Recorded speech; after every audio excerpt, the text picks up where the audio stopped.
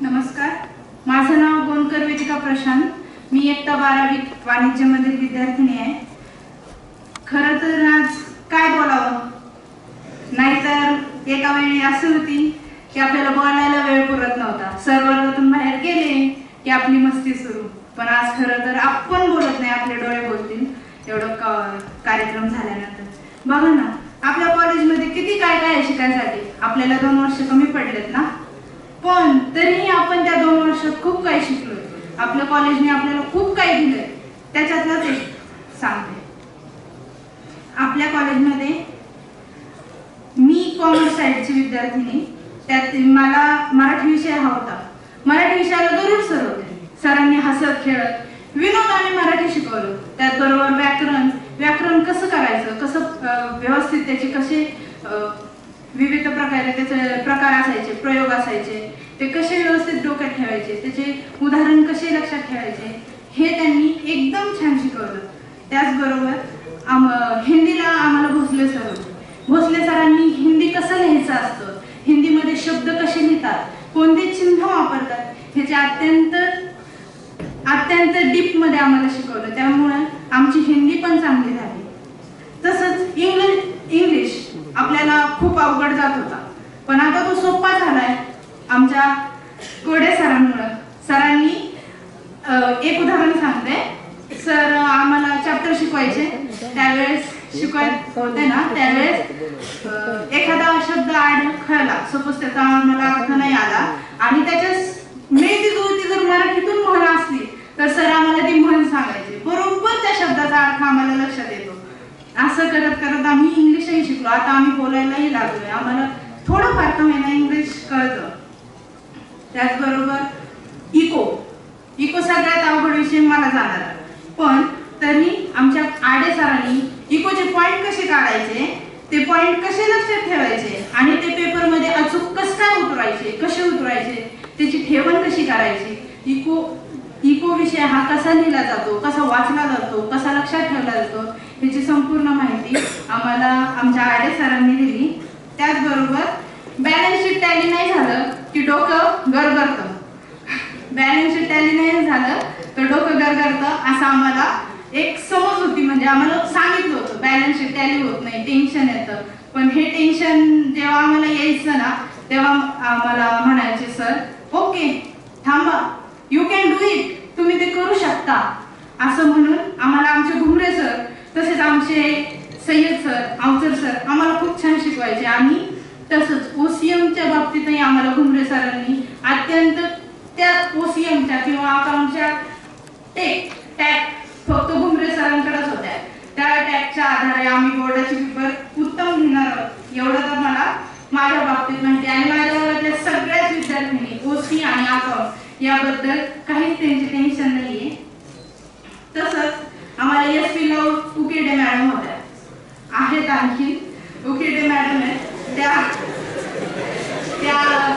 SP पण खूप छान, म्हणजे हसत खेळत. त्यांच्याशी आम्ही एखादा प्रश्न जर विचारला तर मॅडम आम्हाला एकदम असं रिलॅक्स मध्ये आणि खूप असं विचार करून आम्हाला त्या विषयावर विचार करायला लावायचा. आणि त्याच्यातून आम्हाला जे कळतंय ना ते तुम्ही लिहून ठेवा, असं त्यांचं मत असेल. तुम्ही ते लिहून ठेवा, ते वाचा आणि त्याच नोट्स पाठ करा, म्हणजे पेपरमध्ये तुम्हाला अवघड जाणार नाही.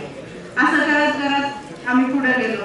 एवढं सगळं करताना सुद्धा पर्यावरणाची जाणीव देणारे, पर्यावरणाची जाण ठेवा असं सांगणारे आमचे शिंदे सर आम्हाला विविध प्रकल्पातून किंवा विविध कॉलेजमधले ग्रामीण प्रकल्प वगैरे असे प्रकल्प दाखवून पर्यावरण किती गरजेचं आहे त्याच्या संबंधित पर्यावरणाच्या वह्या प्रकल्प आमच्याकडून कंप्लीट करून घेत होते, जेणेकरून आम्हाला पर्यावरणाशी एकरूप होता येईल, आम्हाला काहीतरी करता येईल, पर्यावरणात आम्ही घाण करणार नाही या अर्थी ते आम्हाला खूप छान शिकवत होते. त्याचबरोबर एवढं सगळं पाहताना सुद्धा शिस्त आणि आपलं संरक्षण किती महत्वाचं आहे. आपलंच नव्हे तर आपल्या देशाचं, आपल्या शेजाऱ्यांचं, आपल्या इतर व्यक्तींचं संरक्षण किती गरजेचं आहे ह्याची पूर्ण आम्हाला कल्पना देणारे किंवा आम्हाला ते समजावणारे, आमच्या ब्रेनवर हार्मिंग करणारे चौधरी सर आणि सूर सर, त्यांचं मी सगळ्यात जास्त आभार मानेन. कारण की सर मला सारखं सांगत असतात, तू करू शकतेस, तू हे कर, तुला ते करता येतं, तू ते कर, असं मला सारखं सरांकडून प्रोत्साहन मिळत होतं. तसंच आमचं तर शिस्तीचं डिपार्टमेंट धांडे सरांनीच घेतलं होतं. कॉलेजमध्ये आयडी कार्ड घालून नाही आले की सर पहिले आम्हाला विचारायचे आयडी कुठे आहे, तुझं आयडी कार्ड कुठे आहे, तू अशी कसं काय आले कॉलेजमध्ये, तुम्ही ते घालत जा, तुम्ही ते घालायला पाहिजे, अशी आम्हाला शिस्त लावणारे आमचे धांडे सर. आणि एवढे रूल्स फॉलो करता करता अरे थांबा, बसा, विचार करा आणि मग पुन्हा अभ्यासाला लागा असे गुलाबीने आम्हाला सांगणारे आणि आमच्यावर माया करणारे आमचे काळे सर. त्याचबरोबर आम्हाला जॉग्राफी त्यांनी शिकवला, तितक्याच गुलाबीने शिकवला. गवारे सरांचीही मदत पडली.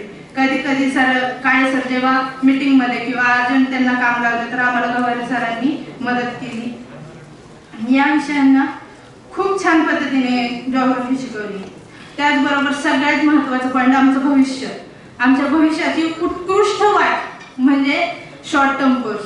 त्या शॉर्ट टर्म कोर्सच्या आधारे आम्हाला आमची भविष्याची वाटचाल दिसली, आमचं भविष्य कसं घडवायचं, आम्ही कोणते मार्ग अवलंबले पाहिजे, कोणत्या मार्गाने चालायला पाहिजे हे आम्हाला शॉर्ट टर्मच्या मार्फत कळालं. तसंच या संदर्भात जेव्हा बलदोटा मॅडम आम्हाला क्वेश्चन विचारायच्या ना तेव्हा आम्ही काय उत्तर देणार आहेत हे त्यांना आधीपासूनच ठाऊक असायचं आणि त्याच्यावरच त्यांचा पुढचा प्रश्न असायचा.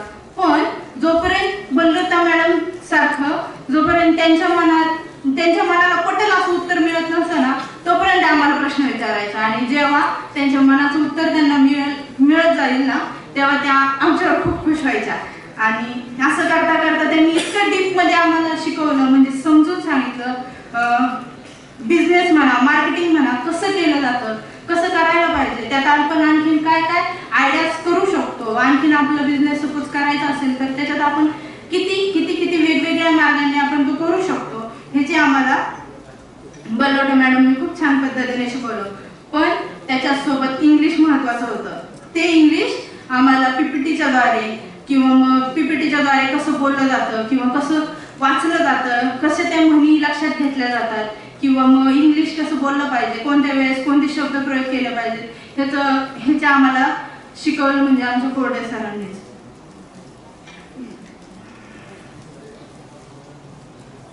आणि एवढं सगळं करून जेव्हा आम्ही एखादी गोष्ट करतो किंवा आम्ही वक्तृत्व स्पर्धेत किंवा भाषण स्पर्धेत किंवा मग आम्ही मेहंदी स्पर्धेत किंवा गाण्याच्या स्पर्धेत अशा विविध स्पर्धांमध्ये जेव्हा आम्हाला बक्षीस मिळतात किंवा आम्ही यश प्राप्त करतो ना तेव्हा आमच्या डोक्यावरून मायेचा हात फिरवणारे आणि शब्बासकीची थाप देणारे आमचे प्राचार्य साहेब नगरकर सर यांच्याकडून आम्हाला मिळायची.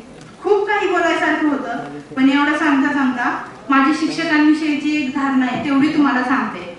शेतकरी जसा जोंधळ्यातून हजारो जोंधळे निर्माण करू शकतो ना, शेतकरी जसा एका जोंधळ्यातून हजारो जोंधळे निर्माण करू शकतो ना तसंच शिक्षक हा एका ज्ञानबिंदूतून राजहंसाची कुशलता देऊ शकतो आणि सागरासारखं भव्य स्वरूपाचं आपल्याला घडवू शकतो.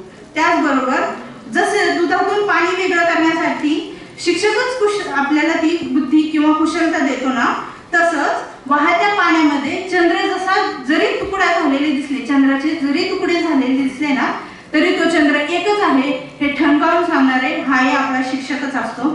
त्यामुळे विद्यार्थी मित्रांनो तुम्ही शिक्षकांचा आदर करा आणि तुम्हाला इथे जेवढी ज्ञानाची पुंजी मिळाली आहे ना ती तुम्ही जपून ठेवा. कारण की ज्यावेळेस तुम्ही तुमच्या भविष्याच्या किंवा तुमच्या वाटचालीला लागाल, तुमच्या करिअरच्या वाटचालीला लागाल ना तेव्हा ती पुंजी नक्कीच काम येईल. जर तुम्हाला एखादा अडथळा आला तर तुम्ही ती पुंजी उघडून बघा, थांबा, उघडा, त्याच्यातून काय मिळतंय का बघा, मागं वळून बघा ना थोडं, त्याच्यातून तुम्हाला नक्कीच पुढे जायचा मार्ग मिळेल. आणि एवढं काही सांगता आज खरंच खूप छान वाटतंय. मी या कॉलेजची विद्यार्थिनी आहे आणि मी या ऑडिटोरियम मध्ये बोलू शकते, माझं मत मांडू शकते.